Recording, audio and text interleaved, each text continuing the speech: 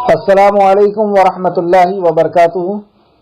الحمد للہ ان الحمد للہ نحمده ونستعینه ونستغفره ونعوذ باللہ من شرور انفسنا ومن سیئات اعمالنا من يهده الله فلا مضل له ومن يضلل الله فلا هادي له واشهد ان لا اله الا الله واشهد ان محمدا عبده ورسوله۔ اما بعد فان خیر الحدیث کتاب اللہ وخیر الهدی هدی محمد صلی اللہ علیہ وعلی آلہ وسلم وشر الامور محدثاتها وکل محدثۃ بدعہ وکل بدعۃ ضلالہ وکل ضلالۃ فی النار۔ ہر قسم کی تعریف حمد ثنا اللہ رب العزت کے لیے لائق اور زیبا ہے، جو ساری کائنات کا ایک و تنہا خالق مالک مربی اور منتظم ہے۔ درود و سلام ہو انبیاء اکرام پر، خصوصاً نبی مکرم رحمت للعالمین امام الانبیاء محمد صلی اللہ علیہ وسلم پر، آپ کے اہل بیت پر اور اصحاب اکرام پر۔ اس مختصر سے درود و سلام کے بعد معزز سامعین اکرام، آج انشاءاللہ تعالی سورہ نحل کی آیت نمبر 90 رہے گی۔ اللہ رب العزت سے دعا ہے کہ اللہ رب العزت ہمیں قرآن مقدس کے اوامر اور نواہی پر ایمان لانے اور اس کے مطابق زندگی گزارنے کی توفیق اور رفیق عطا فرمائے، آمین یا رب العالمین۔ سورہ نحل آیت نمبر 90۔ اعوذ باللہ من الشیطان الرجیم۔ ان اللہ یأمر بالعدل والاحسان وایتاء ذی القربى وینہی عن الفحشاء والمنکر والبغی یعظکم لعلکم تذکرون۔ ان اللہ یامر، بے شک اللہ تمہیں حکم دیتا ہے، امر حکم دیتا ہے، بالعدل، عدل کا یعنی انصاف کا، عدل کا انصاف کا حکم دیتا ہے، و احسان اور احسان کا حکم دیتا ہے، و ایتاء ذی القربى اور قرابت داروں کے ساتھ حسن سلوک کا حکم دیتا ہے، و ینہی عن الفحشاء اور وہ فاحش سے روکنے کا حکم دیتا ہے، والمنکر والبغی یعظکم لعلکم تذکرون، وہ تمہیں واعظ کرتا ہے تاکہ تم نصیحت حاصل کرو۔ اس آیت کے تعلق سے تفسیر الطبری نے ایک روایت لے کر کے آئے ہیں، اور تفسیر ابن کثیر نے حضرت عبداللہ بن مسعود رضی اللہ عنہ سے روایت ہے کہ آپ فرماتے ہیں کہ سب سے جامع، قرآن مقدس کی سب سے جامع ترین آیت یہ سورہ نحل کی آیت نمبر 90 ہے۔ تو حضرت عبداللہ بن مسعود فرماتے ہیں کہ قرآن مقدس کی سب سے جامع ترین آیت یہ آیت ہے۔ جامع ترین سے کیا مراد ہے کہ اس کے اندر اللہ رب العزت کے اوامر اور نواہی، کیا کرنا ہے کیا نہیں کرنا ہے، ایک جامع انداز میں اللہ رب العزت نے بیان فرمایا ہے۔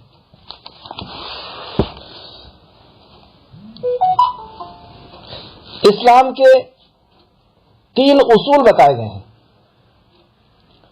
یعنی کرنے کے 3 کام اور نہ کرنے کے 3 کام۔ ایسا آپ اوپر لکھیں، کرنے کے 3 کام اور 2 ایرو بنائیں، کرنے کے اسلام کے 3 اصول اور پھر 2 ایرو بنا کر کے کرنے کے 3 کام ایک طرف اور دوسرے طرف نہ کرنے کے 3 کام۔ اب جو کرنے کے 3 کام ہیں اس میں آپ لکھیں گے، سب سے پہلے اللہ نے حکم دیا، ان اللہ یامر بالعدل، بے شک اللہ تمہیں حکم دیتا ہے عدل کا۔ عدل کے 3 معنی ہیں، ایک مشہور اور معروف معنی میننگ انصاف کے ہیں، عدل کرنا یعنی انصاف کرنا۔ دوسرا، حقدار کو اس کا حق ادا کرنا، حقدار کو اس کا حق ادا کرنے کے نیچے پھر ایرو بنائیں تو کس کا حق؟ 2 حق اہم ہیں، پہلا ہے خالق کا حق اور دوسرا مخلوق کا حق۔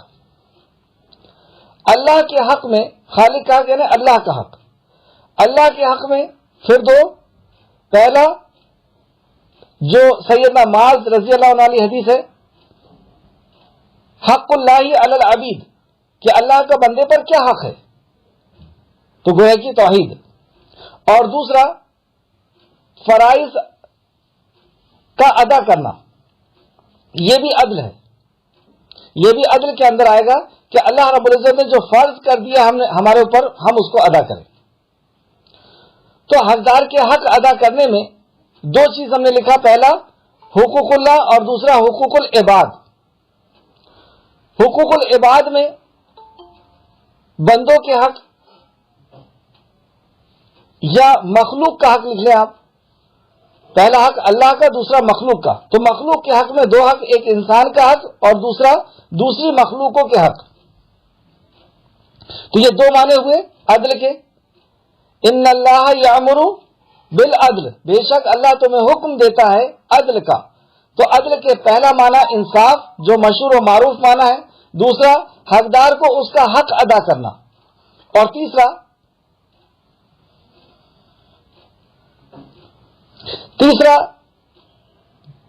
موازنہ، یعنی برابری کرنا، اعتدال جس کو کہتے ہیں، بیلنس بنانا۔ یعنی بیلنس یعنی جس کام کو جتنا کرنا ہے اس میں غلو نہ کرنا، اس کو اس طریقے سے سمجھ سکتے ہیں، غلو نہ کرنا، اتی نہ کرنا، کس کام کو کتنا، کس کا کتنا مرتبہ ہے، کتنا مقام ہے، اس کو اس کے مقام سے ہٹا دینا، یہ بھی عدل کے خلاف ہے۔ تو یہ تین معنی ہوا۔ اب ایک ایک کے تعلق سے ہم چند قرآن کی آیتوں سے سمجھتے ہیں اس کو۔ سب سے پہلے عدل کا جو مشہور اور معروف معنی ہے انصاف کرنا۔ آپ دیکھ سکتے ہیں کہ اسلام کے اندر انصاف کی کتنی اہمیت ہے، اور انصاف مسلمان کیسا کرتا ہے یہ آپ صحابہ اکرام کی زندگی میں دیکھ سکتے ہیں، اور صحابہ کے بعد امیر المومنین خلفائے راشدین جنہوں نے انصاف کو مضبوطی سے قائم کیا، عمر فاروق تھے، ابوبکر صدیق، عثمان غنی، حضرت علی، ان لوگوں نے کس مضبوطی کے ساتھ انصاف کو قائم کیا، اور انہوں نے ایسا انصاف قائم کیا تو ان کے استاد کا یعنی نبی مکرم رحمت للعالمین کے انصاف کا کیا عالم ہوگا۔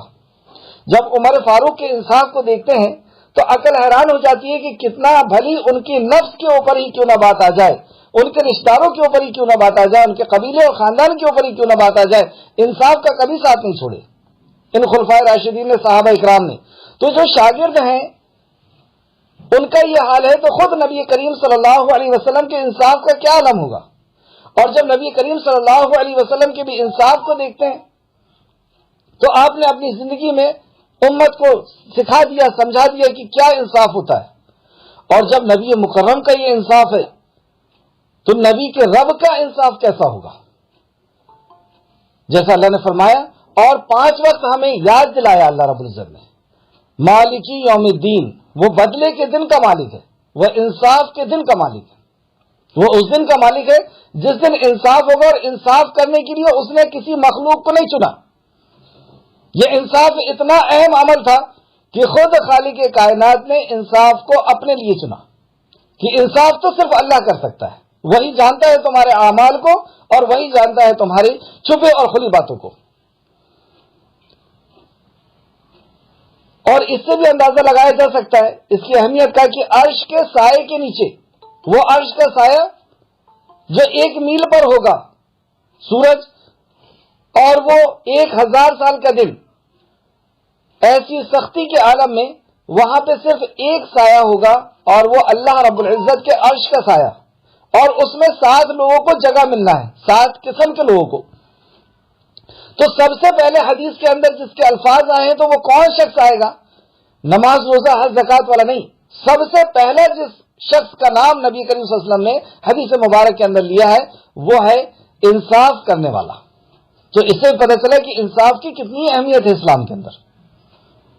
اور یہاں پر بھی یہ آیت جس کے تعلق سے حضرت عبداللہ بن مسعود فرماتے ہیں کہ یہ قرآن کی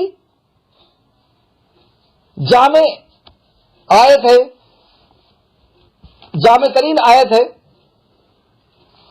تو اس میں بھی سب سے پہلے عدل کا اللہ رب العزت نے حکم دیا ہے۔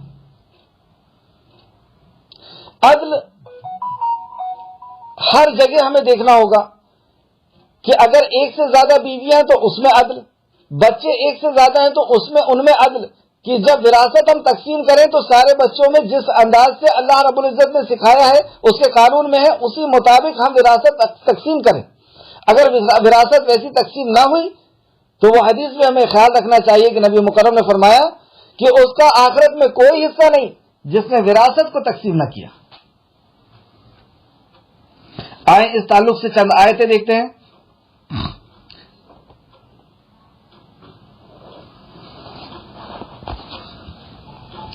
عدل،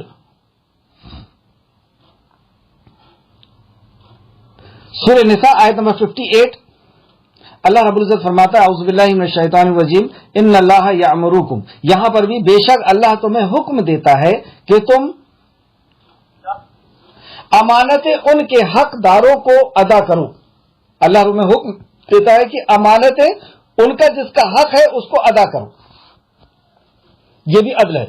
اور جب لوگوں کے درمیان فیصلہ کرو تو انصاف سے فیصلہ کرو، یقیناً اللہ تمہیں یہ بہت ہی اچھی نصیحت کرتا ہے، بے شک اللہ ہمیشہ سے سب کچھ سننے والا اور سب کچھ جاننے والا ہے۔ دیکھیں یہاں پہ اللہ رب العزت نے عدل کا حکم دیا اور اس کے بعد اسے خبردار کیا، اس کے وارننگ کیا کہ بے شک اللہ ہمیشہ سے سب کچھ سننے والا اور سب کچھ جاننے والا۔ اگر تم نے انصاف نہ کیا تو اللہ رب العزت کو یہ سمجھ لو کہ اللہ سن بھی رہا ہے اور وہ جان بھی رہا ہے۔ ناانصافی کر کے تم کہاں جاؤ گے؟ اللہ کی مخلوق کے ساتھ ناانصافی کرو گے اور تم بچا لیے جاؤ گے۔ اس لیے یہاں پہ ایک دھمکی کے انداز میں کہ اللہ سب کچھ سننے والا اور سب کچھ جاننے والا ہے۔ دوسرا سورہ مائدہ آیت نمبر 8، اے لوگوں جو ایمان لائے ہو، اللہ کے خاطر خوب قائم رہنے والے، انصاف کے ساتھ گواہی دینے والے بن جاؤ۔ خوب انصاف کے ساتھ انداز دیکھیں، ہاں پھر سے دیکھیں، اے وہ لوگوں جو ایمان لائے ہو، خطاب کس سے ہے؟ آپ سے اور میرے سے، منافق اور کافروں سے نہیں، جو ایمان کا دعویٰ کریں ان سے، کہ وہ لوگوں جو ایمان لائے ہو اللہ کے خاطر، اللہ کے خاطر خوب قائم رہنے والے، انصاف کے ساتھ گواہی دینے والے بن جاؤ، اور کسی قوم کی دشمنی تمہیں ہرگز اس بات کا مجرم نہ بنا دے کہ تم عدل نہ کرو۔ کسی قوم کی دشمنی یا رشتہ داری، جیسے اکثر یہ ہوتا ہے کہ اگر میاں اور بیوی کے اندر جھگڑا ہو رہا ہے اور ہم اگر لڑکی کے رشتہ دار ہیں تو لڑکی نے کچھ بھی کیا ہو ہم اس کی طرفداری کرتے ہیں، اگر ہم لڑکے کے رشتہ دار ہیں تو لڑکے نے کچھ بھی کیا ہو ہم اس کی طرفداری کرتے ہیں۔ یہ انصاف کے خلاف بات ہے۔ انصاف یہ ہے کہ ہم دونوں پکش کی بات کو سنیں اور جو انصاف کے اور جو صحیح چیز کے زیادہ قریب لگے، جس کے دلائل زیادہ صحیح ہوں، اس کے حساب سے اپنے علم کے مطابق ہم فیصلہ کریں۔ اور اگر ہم نے بغیر سوچے سمجھے صرف ایک بات کی، ایک شخص کی بات کو سن کر کے اگر ہم فیصلہ کر رہے ہیں تو ہم یہ سمجھ لیں کہ یہ کبیرہ گناہوں میں سے ہے۔ حضرت انس فرماتے ہیں، انس قال سئل نبی کریم صلی اللہ علیہ وسلم، حضرت انس فرماتے ہیں کہ نبی کریم صلی اللہ علیہ وسلم سے سوال کیا گیا، ان القبائر، کبیرہ گناہ کیا ہے؟ فقال، تو آپ نے فرمایا، شرک باللہ، حقوق الوالدین، وقتل النفس، وشہادت والزور۔ تو نبی مکرم نے فرمایا کہ کبیرہ گناہ یہ ہے کہ اللہ کے ساتھ کسی اور کو شریک کرو، شرک باللہ، حقوق الوالدین، اور والدین کے حقوق ادا نہ کرنا، وقتل النفس، اور کسی کا مرڈر کرنا، بغیر غلطی کے کسی کا مرڈر کرنا، وشہادت والزور، اور جھوٹی گواہی دینا۔ تو جھوٹ اور جھوٹی گواہی یہ سب عدل کے خلاف ہے۔ تو اور کسی قوم کی دشمنی تمہیں ہرگز اس بات کا مجرم نہ بنا دے کہ تم عدل نہ کرو، عدل کرو، یہ تقوی کے زیادہ قریب ہے۔ اللہ فرماتا ہے یہی تقوی کے زیادہ قریب ہے، اور اللہ سے ڈرو۔ اب پھر یہاں پہ بھی وارننگ دے رہا ہے، اللہ سے ڈرو، بے شک اللہ اس سے پوری طرح باخبر ہے جو تم کر رہے ہو۔ اللہ پوری طرح، اس کو یہ مت سوچو کہ اللہ رب العزت نہیں جانتا، تم اس کی مخلوق کے ساتھ ظلم کر رہے ہو، جھوٹی گواہی دے کر کے یا اس کا حق مار کر کے یا انصاف نہ کر کے، بے انصافی کر کے، کچھ بھی تم کر رہے ہو، اللہ رب العزت سب دیکھ رہا ہے اور سب جان رہا ہے۔ یہ تھا عدل کے تعلق سے، عدل کی اہمیت۔ دوسرا پھر سے آیت کی طرف آئے، آیت نمبر 90، ان اللہ یأمر بالعدل، اللہ تمہیں حکم دیتا ہے عدل کا، والاحسان، والاحسان، احسان کے 3 معنی نوٹ کریں۔ پہلا، کسی کام کو اچھے طریقے سے کرنا، یا جس نے جو ہمیں دیا ہے اس سے بہتر اسے لوٹانا، حق سے بڑھ کر دینا، جیسے کسی کا کوئی حق ہے اور اس سے بڑھ کر کے دینا۔ اس کو ابھی قرآن کی روشنی میں اور سمجھیں گے۔ تیسرا، احسان کے معنی وہ بھی ہیں جو حدیث جبرائیل کے اندر ہے۔ مشہور حدیث، نبی کریم صلی اللہ علیہ وسلم نے سے جبرائیل السلام نے انسان کی شکل میں آ کر کے سوال کیا، اسلام کیا ہے، ایمان کیا ہے اور احسان کیا ہے؟ یا پہلے کہا آپ نے ایمان کیا ہے، اسلام کیا ہے اور احسان کیا ہے، تو یہ اسلام کے 3 مراتب بتائے، تو اس میں تیسرا تھا احسان کیا ہے۔ تو احسان کہ ہم اللہ رب العزت کی عبادت ایسے کریں کہ گویا کہ ہم اللہ کو دیکھ رہے ہیں یا اللہ ہمیں دیکھ رہا ہے، اس لیول پر اپنے آپ کو لے کر کے آ جانا۔ یہ کب ہوگا؟ پہلے ہم ایمان لے کر کے آئیں گے، پھر عمل کریں گے۔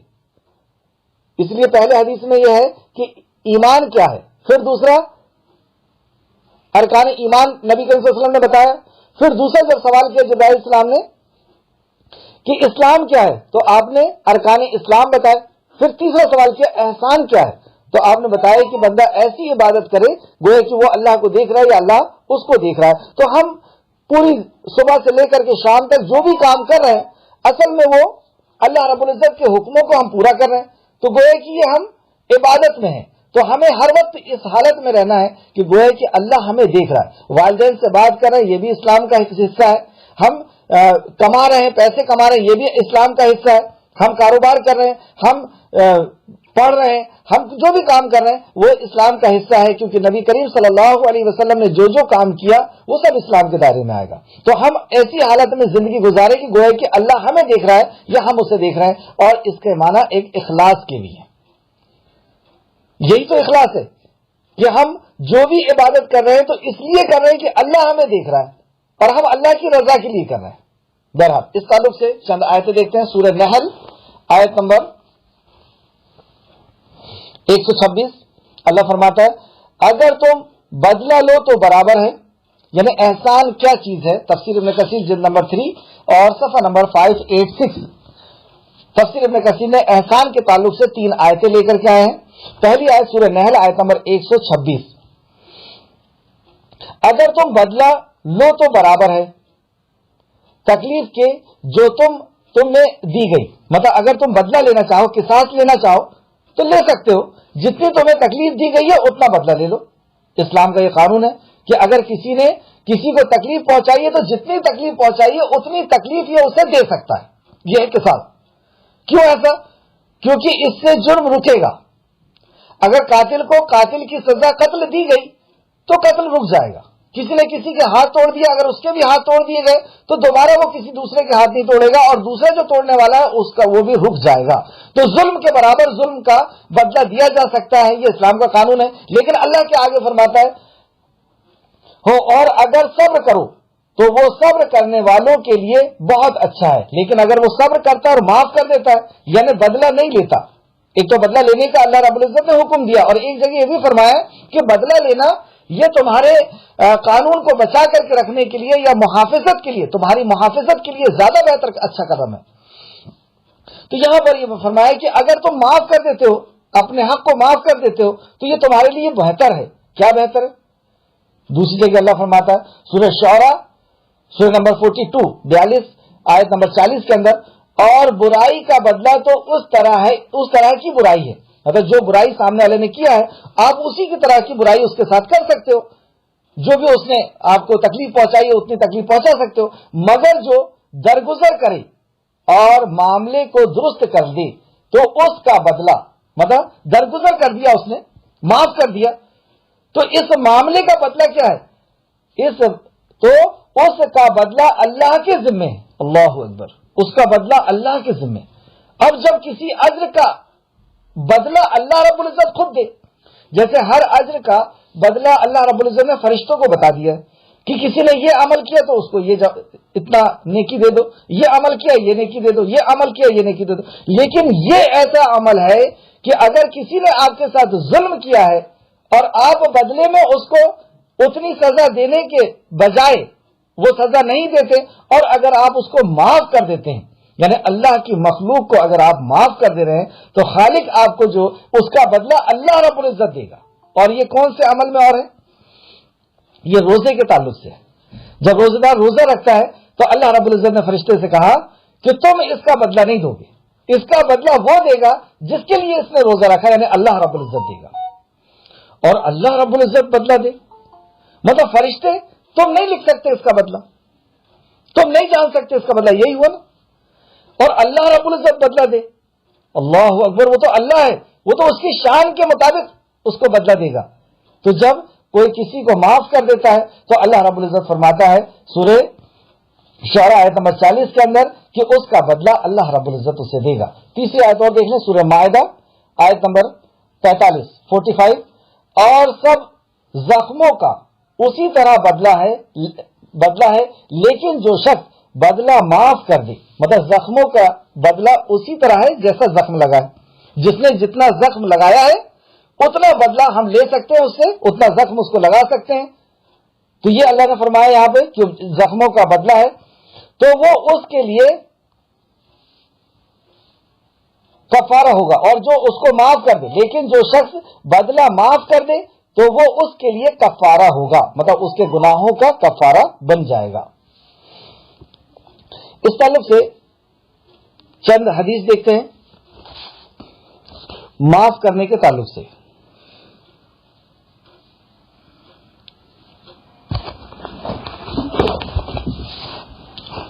احسان، یہاں پہ آپ نے دیکھا کہ انسان کے ساتھ احسان، کہ اس نے آپ کو تکلیف پہنچائی ہے لیکن آپ اس کے ساتھ احسان کر رہے ہیں، اس سے معاف کر رہے ہیں. صرف احسان انسان کے ساتھ نہیں، اگر ہم جانور کے ساتھ بھی احسان کرتے ہیں اور تو اس کا کیا اجر اللہ رب العزت ہم کو دے گا. اور اسلام نے جانوروں کے ساتھ یا دوسری مخلوق کے ساتھ کس طریقے سے رہنے کا ہمیں سبق دیا ہے، اس کو بھی دیکھتے ہیں. یہ حدیث ہے بخاری کی. سیدنا ابو ہریرہ بیان کرتے ہیں کہ رسول کریم صلی اللہ علیہ وسلم نے فرمایا ایک شخص راستے میں سفر کر رہا تھا اور راستے میں اسے، میں حدیث کا مفہوم بتا رہا ہوں، راستے میں اسے بہت شدید پیاس لگی، پیاس کی وجہ سے وہ پریشان ہو رہا تھا. اس نے ایک کنواں دیکھا اور کنویں کے اندر وہ خود داخل ہوا، مطلب جو بھی چیز پکڑنے کی کنویں کے اندر داخل ہونے کی ہوتی ہے اس طریقے سے وہ داخل ہوا، اور جو بھی تھوڑا بہت پانی تھا اس نے پی لیا اور باہر آیا. جب وہ باہر آیا تو اس نے دیکھا کہ ایک کتا پیاس کی وجہ سے گیلی یعنی کیچڑ وغیرہ کو یا گیلی چیز کو چاٹ رہا ہے. تو اس نے دل میں خیال کیا کہ یہ ویسا ہی پیاس سے تڑپ رہا ہے یا پریشان ہو رہا ہے جس طریقے سے میں ہو رہا تھا. تو وہ اس کنویں کے اندر داخل ہوا اور اپنے موزے میں پانی بھرا اور اس موزے کو منہ سے دبایا اور جس چیز سے بھی پکڑ کر کے باہر آنا تھا تو اس چیز سے پکڑ کر کے باہر آیا اور اس کتے کو پانی پلایا. تو نبی کریم صلی اللہ علیہ وسلم فرماتے ہیں اللہ تعالی نے اس کے کام کی قدر کی، اللہ تعالیٰ نے اس کے کام کی قدر کی اور اس کو بخش دیا. سبحان اللہ. لوگوں نے عرض کیا، جب یہ حدیث نبی مکرم نے بیان فرمائی تو صحابہ نے عرض کیا، لوگوں نے عرض کیا یا رسول اللہ کیا ہم کو جانوروں پر بھی رحم کرنے میں اجر ملے گا؟ آپ صلی اللہ علیہ وسلم نے فرمایا کہ ہاں. بخاری شریف حدیث نمبر 6009. اس سے یہ پتہ چلا کہ صرف یہ ہے احسان کہ جس نے جو کیا ہے اس سے بہتر ہم دیں، یا جس نے ہمارے ساتھ کچھ نہیں بھی کیا تو بھی ہم اس کے ساتھ اچھا سلوک کریں. کوئی ہمارے ساتھ غلط سلوک کر رہا ہے تو بھی ہم اس کے ساتھ اچھا سلوک کریں، کیونکہ اگر ہم جس نے ہمارے ساتھ اچھا سلوک کیا اور ہم نے بھی اتنا ہی اچھا سلوک کیے تو یہ تو بدلہ ہو گیا، یہ تو انصاف ہو گیا. لیکن اس سے اونچی بات یہ ہوگی کہ جس نے ہمارے ساتھ جو کیا ہم اس سے اچھا کریں. یہ حکم یہاں پہ تعلیم دی گئی. اگر کوئی شخص کسی جانور کے ساتھ ظلم کرتا ہے تو اس کی کیا سزا ہے؟ امام مسلم نے اس حدیث کو لے کر کے آئے. سیدنا عبداللہ بن عمر رضی اللہ عنہ بیان کرتے ہیں کہ رسول کریم صلی اللہ علیہ وسلم نے فرمایا ایک عورت کو بلی کی وجہ سے عذاب دیا جا رہا تھا، اس نے بلی کو باندھ رکھا یہاں تک کہ وہ مر گئی، اور اس وجہ سے وہ عورت جہنم میں داخل ہو گئی۔ کیا کیا تھا اس نے بلی کو باندھ کر کے؟ حدیث میں آگے آ رہا ہے، نبی مکرم فرمایا کیونکہ جب اس نے بلی کو باندھا تھا تو نہ اسے کھانے کے لیے دیا اور نہ پینے کے لیے دیا، مطلب اس کو باندھ کر کے اس کے اوپر ظلم کر رہی تھی کہ نہ کھانے کے لیے دیا نہ پینے کے لیے دیا، اور نہ اسے چھوڑا کہ وہ زمین میں کیڑے مکوڑے کھا کر کے اپنی غذا حاصل کر لیتی۔ تو یہ ظلم کی وجہ سے اللہ رب العزت نے اس کو جہنم رسید کر دیا۔ مسلم شریف کی حدیث ہے 2242۔ اس سے ہمیں غور کرنا چاہیے کہ اللہ رب العزت نے کہ مخلوق اگر کوئی جانور بھی ہے اور ہم اس کے ساتھ ظلم کرتے ہیں تو اللہ رب العزت ہمیں نہیں چھوڑنے والا۔ تو جب ہم اللہ کی بہترین مخلوق جو انسان ہے اس کے ساتھ ظلم کریں تو کیا اللہ رب العزت معاف کر دے گا ہم کو؟ اور ان میں سے بھی ان لوگوں کے ساتھ جو ہمارے، اور زیادہ تر یہی ہوتا ہے کہ ہم اپنے عزیز و رشتہ داروں کے ساتھ ہی ظلم کرتے ہیں، جو جتنا قریب ہوتا ہے ہم اس کے ساتھ اکثر و بیشتر ایسا ہوتا ہے کہ اسی کے ساتھ ظلم کر لیتے ہیں۔ تو یہ تو سب سے دور کی بات ہے کہ ایک جانور ہے، ایک مضر جانور، آپ دیکھیں جو پلیت جانور ہے، جس کو پال نہیں سکتے، جس کا بزنس نہیں کر سکتے، جس کو گھر میں نہیں رکھ سکتے، کتا، اس کے ساتھ احسان سلوک کرنے سے اللہ رب العزت خوش ہو رہا ہے کیونکہ وہ اللہ کی مخلوق ہے، اور ظلم کرنے سے اللہ اتنا ناراض ہو رہا ہے۔ تو جو اللہ کی اشرف المخلوق ہے، اور وہ مخلوق میں سے بھی وہ مخلوق جو ہماری زیادہ حسن سلوک کے حقدار ہے، اس کے ساتھ اگر ہم ظلم کریں گے تو کیا ہوگا؟ بہرحال یہاں پہ دو حکم دیے گئے، ان اللہ یأمر بالعدل، عدل کرو، والاحسان، اور احسان۔ تو یہ ہے احسان کہ ہم اللہ کے ہر مخلوق کے ساتھ احسان کریں، اور اخلاص بھی اس کے اندر آئے گا۔ احسان جو نبی کریم صلی اللہ علیہ وسلم نے فرمایا کہ تم ایسی عبادت کرو کہ وہ ہے کہ اللہ تمہیں دیکھ رہا ہے یا تم اللہ کو دیکھ رہے ہو، جو حدیث جبرائیل کے اندر تھی۔ اور جب اللہ ہمیں دیکھ رہا ہے اور ہم اللہ کو دیکھ رہے ہیں، یعنی اخلاص بھی اس کے اندر آتا ہے۔ تو ہم جو بھی عمل کریں تو اخلاص کے ساتھ کریں، صرف اور صرف اللہ رب العزت کی رضا کے لیے کریں۔ یہ تین معنی تھے اس کے۔ وَإِيتَاءِ ذِي الْقُرْبَى، اور قرابت داروں کے ساتھ حسن سلوک کا اللہ رب العزت نے یہاں پہ حکم دیا۔ اس تعلق سے آپ ایک آیت دیکھ سکتے ہیں، سورہ بنی اسرائیل آیت نمبر 26۔ بنی اسرائیل آیت نمبر 126۔ یہ تھے تین۔ قرابت داروں سے مراد وہ قریبی رشتہ دار، جیسے جس کے اندر سب سے پہلا حصہ ماں کا آتا ہے۔ ایک صحابی نے نبی مکرم سے پوچھا کہ میرے حسن سلوک کا سب سے زیادہ حقدار کون؟ آپ نے فرمایا تیری ماں۔ پھر آپ نے پوچھا کہ اس کے بعد میری حسن سلوک کا سب سے زیادہ حقدار کون؟ تو آپ نے فرمایا ماں۔ تین بار آپ نے ماں کہا اور چوتھی بار باپ کہا۔ تو اس سے پتہ چلا کہ سب سے زیادہ، اور بھی قرآن کے اندر ہم دیکھیں گے جہاں جہاں اللہ رب العزت نے اپنی عبادت کا حکم دیا وہاں یہ کہا کہ اپنے والدین کے ساتھ حسن سلوک کرو۔ پھر ان کے بعد جو ہمارے دوسرے رشتہ دار ہیں، جو سسرال کے رشتہ دار ہیں یا والدین کے، اور جو بیوی کی طرف سے جو رشتہ دار ہیں، یہ سارے کے سارے رشتہ دار اس میں آئیں گے۔ ایتاء ذی القربیٰ، یعنی قریبی لوگوں کے ساتھ حسن سلوک کرنے کا یہاں پہ اللہ نے حکم دیا ہے۔ یہ تھے تین حکم، اور تین چیزوں سے جسے روکا ہے۔ وَيَنْهَا عَنِ الْفَحْشَاءِ، اور فاحشہ سے، والمنکر، اور منکر سے روکا، اور بغی، اور بغی سے روکا ہے۔ تو یہ تینوں چیز کو ہم دیکھتے ہیں تفسیر ابن کثیر جلد نمبر 3 صفحہ نمبر 586۔ فاحش سے مراد ہے، تفسیر ابن کثیر جلد نمبر 3 صفحہ نمبر 586، فاحش سے مراد ہے محرمات، حرام چیزیں جسے اللہ رب العزت نے روک دیا ہے، جسے اللہ نے حرام کر دیا ہے۔ تو یہاں پہ فاحش سے مراد تفسیر ابن کثیر فرماتے ہیں کہ حرام چیزیں۔ تو جتنی بھی حرام چیزیں ہیں اس سے ہم کو رک جانا، اور حرام میں سب سے پہلا حرام اللہ رب العزت کے ساتھ شرک کرنا۔ اب آپ دیکھیں کہ بیلنس کس طریقے سے بن رہا ہے۔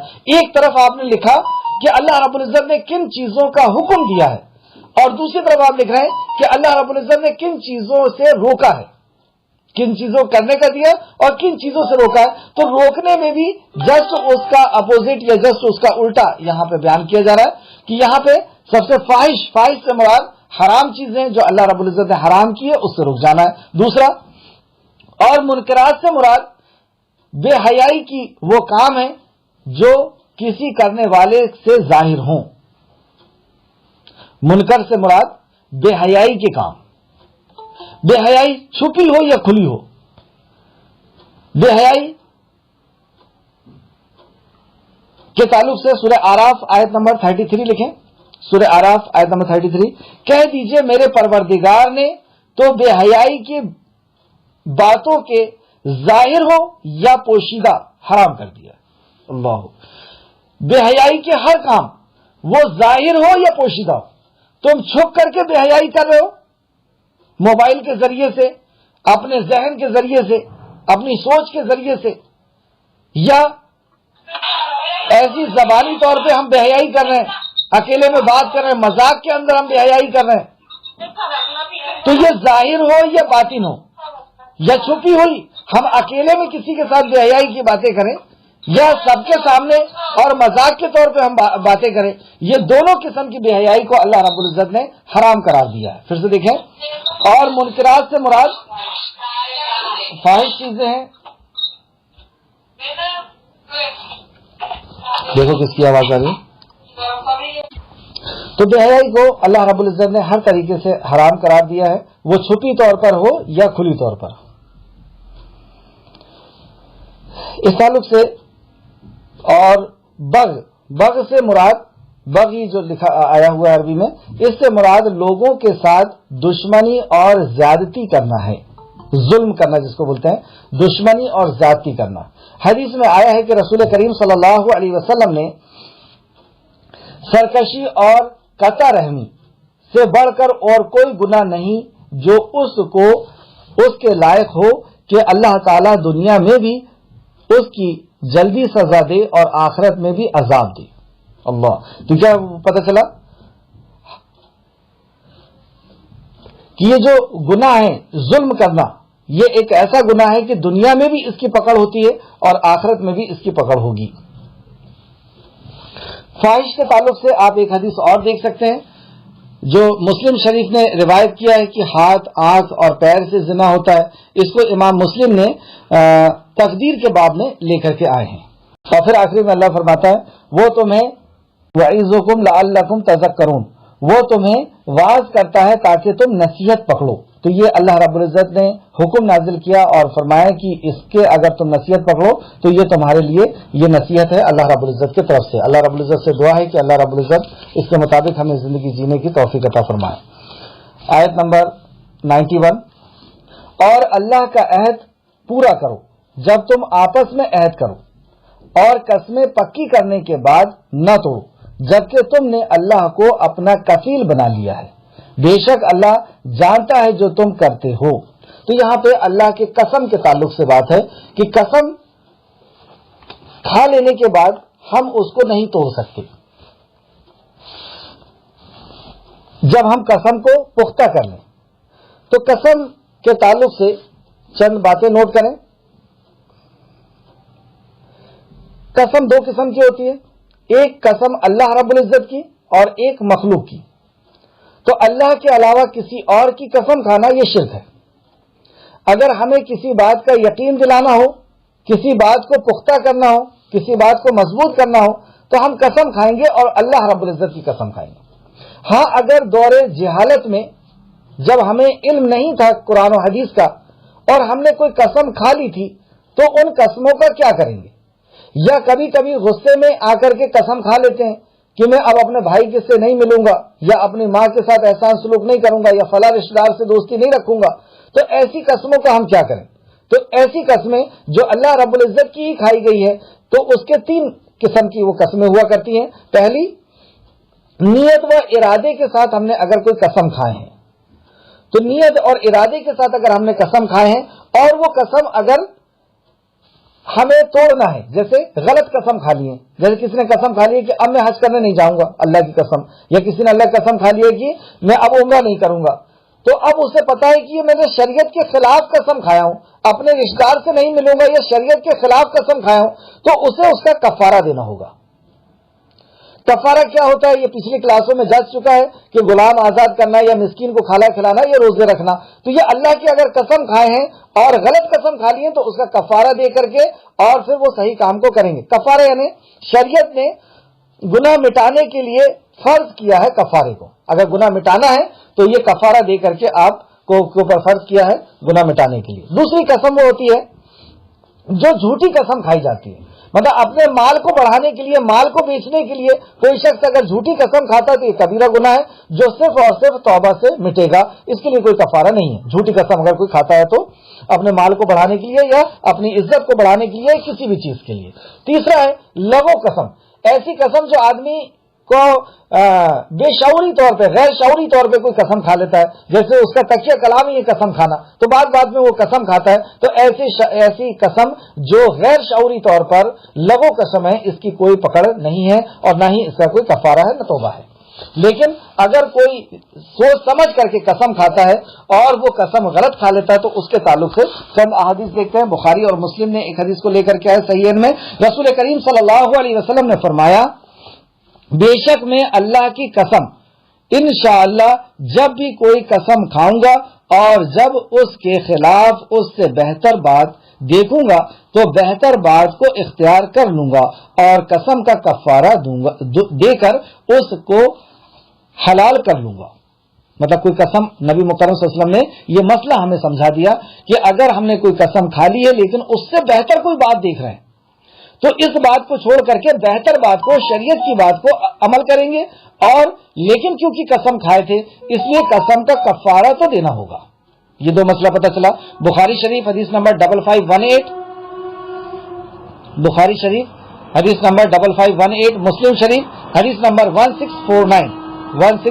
دوسری حدیث اور ایک روایت میں ہے کہ نبی کریم صلی اللہ علیہ وسلم نے فرمایا میں اپنی قسم کا کفارہ دوں گا. تو قسم کا کفارہ دے کر کے اس کو توڑا جا سکتا ہے. 6623 اور 1649.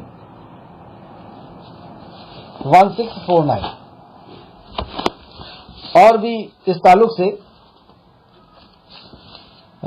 حدیث نوٹ کریں. ابو ہریرہ اپنے باپ سے بیان کرتے ہیں کہ رسول کریم صلی اللہ علیہ وسلم نے فرمایا اللہ میں جس چیز پر قسم کھا لوں اور پھر اس کے علاوہ دوسری چیزیں بہتر دیکھوں تو انشاءاللہ ضرور اس نیک کام کو کر لوں گا اور اپنی قسم کا کفارہ دوں گا. یہ بھی بخاری شریف کی حدیث تھی 6623 کہ یہ پورے الفاظ تھے، اور مسلم میں 1649. سیدنا ابو ہریرہ بیان کرتے ہیں کہ رسول کریم صلی اللہ علیہ وسلم نے فرمایا کوئی شخص کسی کام کے بابت قسم کھا لے پھر وہ دیکھے کہ زیادہ خیر دوسری چیز میں ہے، یعنی قسم کے خلاف کرنے میں زیادہ بہتر ہے، تو وہ بہتر والے کام کو اختیار کرے اور قسم کو توڑ دے اور اس کا کفارہ ادا کرے. تو قسم کو توڑنے کے لیے اس کا کفارہ دینا ضروری ہے. یہ تھی مسلم شریف کی حدیث 1650. پھر سے آیت دیکھیں، آیت نمبر 91. اور اللہ کا عہد پکا کرو جب تم آپس میں عہد کر لو اور قسمیں پکی کرنے کے بعد نہ توڑو جبکہ تم نے اللہ کو اپنا کفیل بنا لیا ہے، بے شک اللہ جانتا ہے جو تم کرتے ہو. تو اللہ کی اگر ہم نے قسم کھائی ہے کسی صحیح معاملے میں تو یہاں پہ اللہ نے حکم دیا کہ اس قسم کو پوری کریں. لیکن اگر غلط چیز میں ہم نے قسم کھا لی ہے اور اس سے کوئی بہتر چیز دکھ رہی ہے تو دوسری آیت جو سورہ بقرہ کی آیت نمبر 124 ہے اس کو بھی نوٹ کر لیں. سورہ بقرہ آیت نمبر 124 اس کے مطابق یہ پوری حدیث سے آئی تھی. اور تم اللہ کو اپنی قسموں کے لیے نشانہ نہ بناؤ میں کوئی تعارض نہیں ہے. مطلب اس میں جو اللہ نے فرمایا اس کے اندر اور اس بات کے اندر کوئی تعارض نہیں ہے. دوسری سورہ مائدہ آیت نمبر 89 کے اندر اللہ رب العزت نے قسم توڑنے کے تعلق سے بیان فرمایا. سورہ مائدہ آیت نمبر 89 یہ تمہاری قسموں کا کفارہ ہے جب تم قسم کھا لو.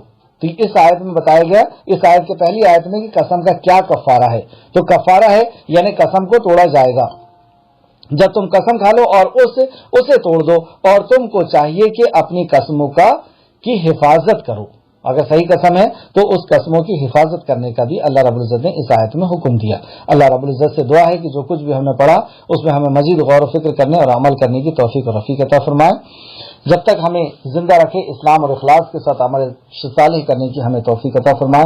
آمین یا رب العالمین۔ السلام علیکم ورحمۃ اللہ وبرکاتہ۔